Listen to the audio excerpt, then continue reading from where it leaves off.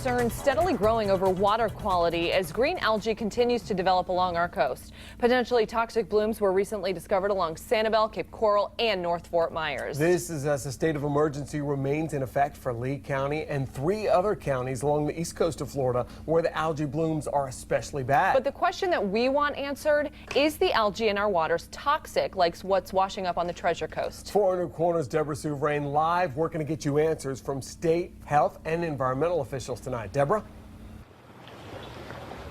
Patrick, Amy, no swimming advisories have been issued for this beach at the Cape Coral Yacht Club or any beach across Southwest Florida. But I want to give you a closer look at the green algae that people have been spotting here. You'll see that it washed ashore, still stuck in the sand here. And there are currently tests being done to determine whether or not this stuff is toxic. But you're about to hear from 2 activists who are heading to Washington tomorrow to bring this to the attention of Congress. Blobs of green algae spotted in North Fort Myers, some popping up at the Cape Coral Yacht Club and even making its way to shore. So I just saw you walk over there and you picked something up in your hand. What was that? A big clump of green algae.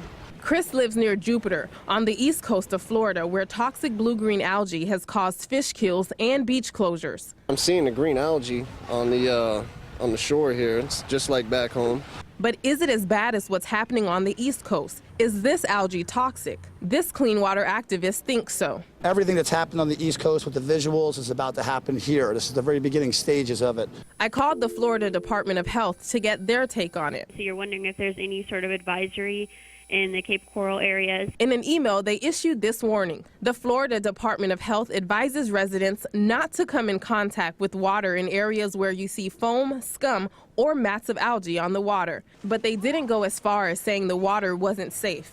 I also contacted the Department of Environmental Protection. Do you know whether or not this water is still safe to swim in? I was told they're currently testing a sample of algae that was found at the Cape Coral Yacht Club, but the results aren't in yet.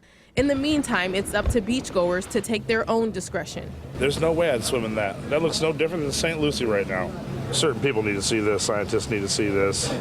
Rick Scott needs to see this. Until it affects me, I still say it's not bad. But I'm hard-headed, so you can't listen to me.